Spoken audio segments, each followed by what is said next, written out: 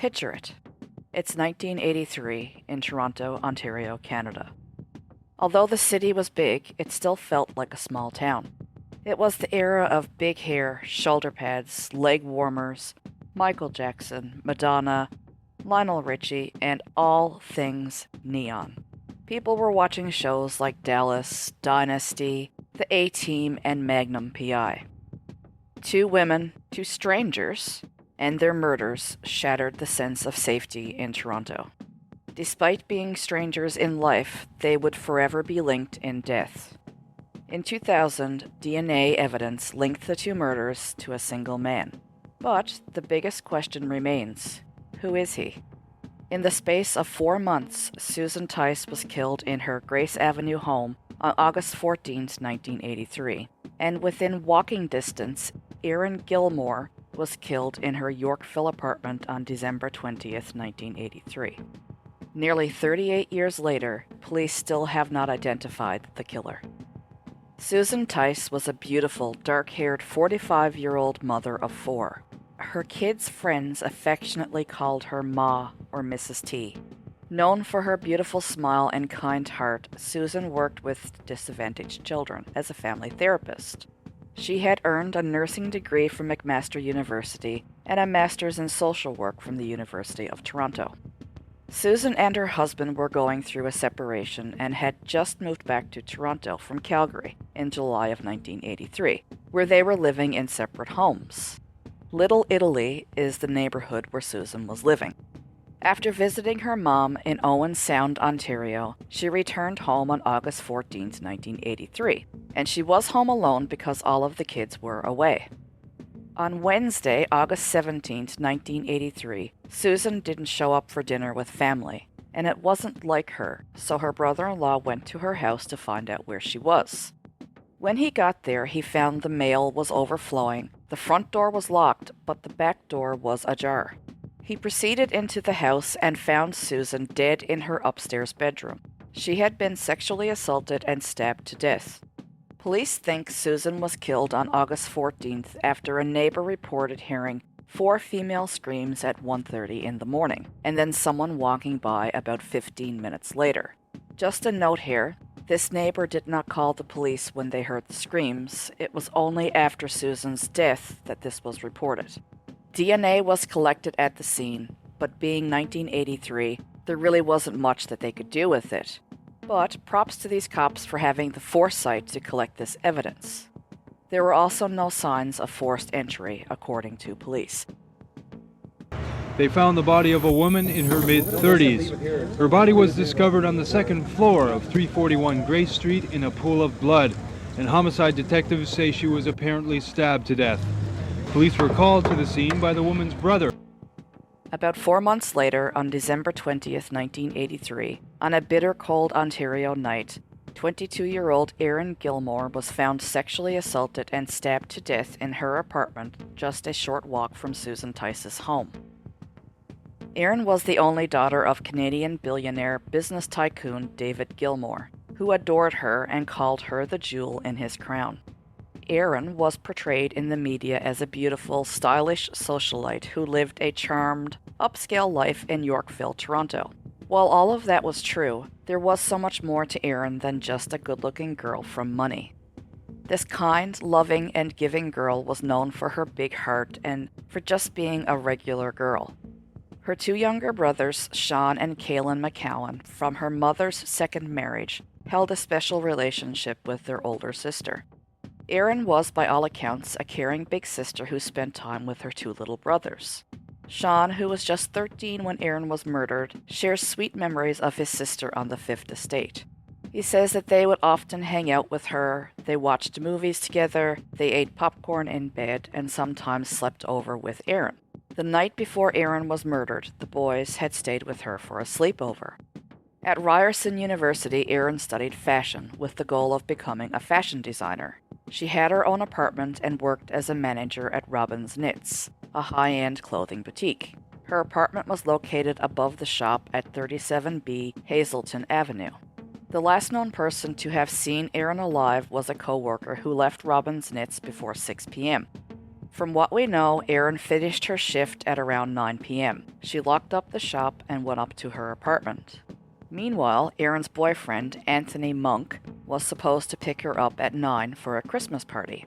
Anthony, however, was 20 minutes late because he had stopped at a bank to take out some money. When he arrived at Erin's apartment at 9:20, just 20 minutes later, mind you, he noticed that the store was closed. He then looked up towards Erin's bedroom window and noticed that the shutters were closed, but the light was on. When he got to the apartment door, he noticed that it was open about an inch or two. Assuming that it was left open for him, he proceeded up the stairs. As he looked around for Erin inside the apartment, he noticed that her bed was unmade and the duvet was bunched up in such a way that he could imagine a body was under it. When he pulled the duvet back to just her shoulders, he realized something black was around Erin's neck and there was a lot of blood. Erin didn't respond when he shook her and screamed her name. Erin had been sexually assaulted and stabbed to death in her bed. Police collected DNA from the scene and noted that there were no signs of forced entry. The body of Toronto native Erin Gilmour was transferred by police to the city morgue this morning. The blonde part-time model was found by a friend about 9:30 last night, tied up in her bed and stabbed in the back. She was found in her second-floor apartment on Hazelton Avenue, located just above a trendy clothing store where she worked as a clerk. Friends visited the home all day to console family members, and they described Erin as a gorgeous socialite who dressed stylishly and often traveled abroad. There was suspicion that Erin knew her killer since she was covered with the duvet. Sometimes killers will cover a victim to reduce their guilt. However, in this case, the meaning of the blanket is unclear since we do not know his identity or connection, if any, to Erin. In the days leading up to Erin's murder, friends claimed that she had been receiving obscene calls. According to some reports, Toronto police identified and ruled out this individual, while other reports say that he could not be located. Other than that, I couldn't find much more information. Police came up with two theories to how Erin was attacked. First, they thought it was possible that the suspect may have been in the alleyway when Erin walked out of the shop and he had shoved her into her apartment. But the strange thing was that the door to her apartment was ajar, and you would think if you were planning to rape and kill someone, you probably would lock the door. The other theory is that her apartment was broken into, and the attacker was looking for valuables when Erin came in and surprised him. Whatever the case, a lot of shit went down in just 20 minutes. In the years since, Erin's family has put out a $200,000 reward for information leading to the arrest of her killer. Plus, the Toronto police have a $50,000 reward for information relating to Erin's murder. Both Susan's and Erin's murders went cold, and for many years the police did not connect these two cases because the victims were so different. Erin and Susan did not look much alike. They were of different ages, and they were in very different phases of their lives. However, when you look at how they were killed, the murders were practically the same and in very close proximity. The two murders would finally be linked in 2000 when DNA testing revealed that both women had been killed by the same man. Despite this revelation, the DNA of the perpetrator did not match anyone in Canada's DNA database, and the police still did not know who he was. As you can imagine, this was quite the shock for both families. And I guess you can say it opened up a whole new can of worms. Now there were even more questions, and still no answers. The Tice family has been mostly quiet about this tragedy, but opened up after the DNA linked Susan's murder to Erin's in 2000. According to Christian Tice, Susan's daughter, the family was extremely close before her mother's death. The dynamic of the family changed drastically after Susan's murder, though, and she realizes that her mother was probably the glue and the heart of the family. When Christian Tice learned that DNA in her mother's crime was also found at another crime scene, it became a turning point for her. Quote, "I know, statistically, they say it's always someone you know, and I know my dad was the prime suspect, but he was cleared. When DNA was connected with Erin, it was like, holy shit." Christian says that she has spent her entire life wondering why her mother was killed. Following her mother's death, she would take the bus to her mother's empty house before it was sold and would stay inside for hours trying to figure out what had happened. She says she wants justice for her mother. Quote, "That bothers me so much that he got away with it. I want him to pay for what he did and realize that he caused so much damage." Susan's best friend, Ann Chisholm, feels the same way. Quote, "Her life was cut short by that son of a bitch. She didn't deserve that. She was such a neat woman. I can see her as clear as day. She had a crooked tooth in the front and a beautiful smile." Sean McCowan, Erin's brother, now speaks on behalf of his family because it is simply too hard for Erin's mother, who was her best friend. He says that the holidays are a particularly difficult time for the family. He has said, quote, "She was just starting out in life. She had just recently moved out of the house and had her career and her whole life to live, and unfortunately, that was taken away from all of us." While everyone who knew Erin wants justice, her brother Caelan has been able to make peace with the tragedy. He says, quote, "The damage is done, and he remembers his sister as a kind and caring person who spent one night helping him construct a project about Egypt and bought him a Swiss Army knife, which he still cherishes to this day." When once asked by a reporter, "What do you miss about her?" Sean could not speak for the tears. He says that he misses that Erin will never meet his 4 children. He misses talking to her and getting advice. It is a wound that never heals. And Sean wants the killer's name. Quote, "We just need one name." Sean tells the Fifth Estate that, quote, "There is something there that this guy picked these 2 women. They were both at very different points in their life. They didn't look similar and they lived in different areas, but there is some connection to this guy for sure." Erin's father, David Gilmour, channeled his pain into creating a lasting legacy for Erin. He built a chapel on the island that he owns in the South Pacific, and in the stained glass is a picture of Erin when she was a little girl with a dedication to her. Reportedly, Erin had been horrified to learn of the way that the blind were stigmatized in parts of Nassau. So David Gilmour has also built a school for the blind in the Bahamas in Erin's name. As well, he founded and continues to create schools for preschoolers with his wife Jill. These preschools for early care and education are located in rough areas of the United States and Fiji, among other countries. David believes they play a significant role in reducing crime, and it's all in Erin's memory. Now, while it was a big discovery to find out that one man was responsible for both murders, investigators still did not have a lot of information. They knew that it was a man, and likely had no close relationship with either woman. However, without a suspect to match the DNA to, they had no leads. Then, in the world of forensic DNA technology, something miraculous happened. Genetic genealogy started to be used to catch killers for several cold cases. Probably the most well-known case is the Golden State Killer from California. It was also the same method used to track down the killer of 9-year-old Christine Jessup, whose body was found in Sunderland, Ontario in 1984. Police identified the girl's killer as Calvin Hoover, a family friend, in October of 2020. And this is a story that's local for us Canadians. It was right after police had identified Jessup's killer that Sean McCowan called Toronto Police's head of cold cases, Detective Sergeant Stephen Smith, to find out if the same process could be used to find his sister's killer. Police were already on it. Detectives had entered DNA from semen left at the crime scenes into the popular family tree database called GEDmatch. GEDmatch uses raw DNA data submitted voluntarily by members who use companies like 23andMe or Ancestry.com to do family history research. Even though the killer himself may not enter DNA into such a site, it's enough that his family members did. The technology doesn't necessarily pinpoint the killer, but it can reveal that person's family tree, and investigators then work from there using their investigative techniques to pinpoint the person.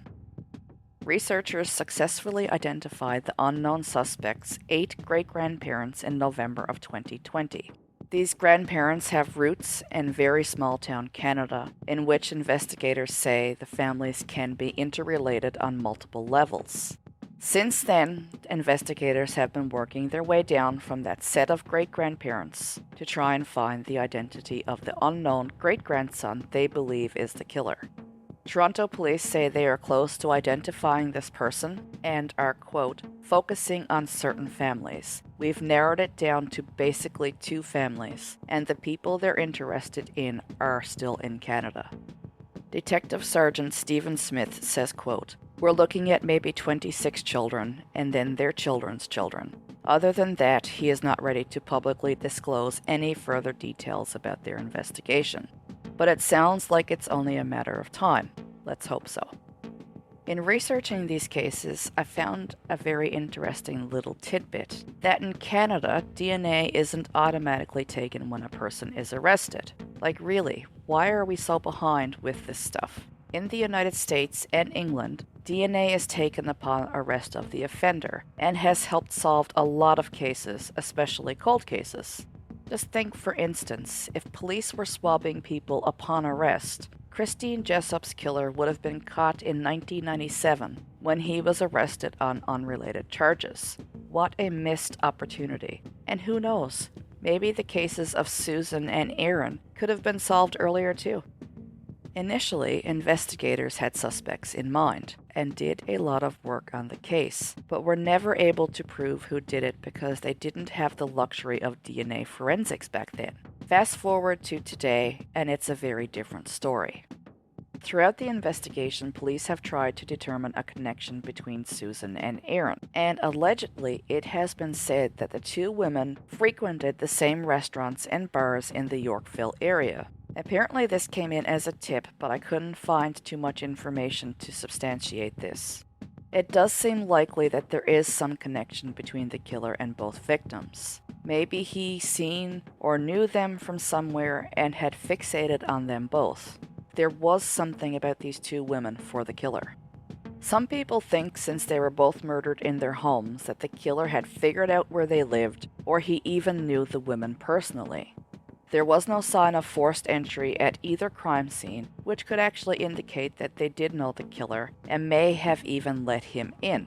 Police specifically note that in Erin's case, she may have opened the door without thinking because she was expecting her boyfriend at around the same time that she was killed. It's also possible that the killer didn't know either woman and just happened to catch them alone as he was prowling the area. But it does seem more likely that there was at least some casual connection between the offender and the 2 women. He likely worked or lived in the general area of Grace Street or Hazelton Avenue. And there has to be those out there who are close to this offender who probably do know what happened. And at this point, all police really need is a name. I did come across some online chatter about an acquaintance of Erin's, who had wrote that she ran in the same circles as Erin, and she remembers around this time she had been working in a restaurant, and this guy would come in and he became infatuated with her. One night he left her a disturbing voice message saying that he wanted to shoot her. She got freaked out and got some guy friends to beat him up a little bit, and then he left her alone. But she heard after from other friends that he had turned his infatuation onto Erin. The woman claims she cannot remember the guy's name, but couldn't help but wonder if Erin was murdered by this guy. But apparently at the time, she put these thoughts aside because the rumor around town was that Erin was killed because of something that her father had done as a businessman. But then in 2000, when police connected Erin's murder to Susan's, the woman knew that the rumor about Erin's father was false. And now she was back to wondering if this guy that was threatening her could have been the one that killed Erin. And apparently she did put this tip into police, but I don't know what happened. I just thought I would mention it because it is very intriguing. The question that I do have is, are there more victims? Anyone with information is asked to contact the Police Homicide Unit at 416-808-7400 or Crime Stoppers anonymously at 1-800-222-TIPS or 8477.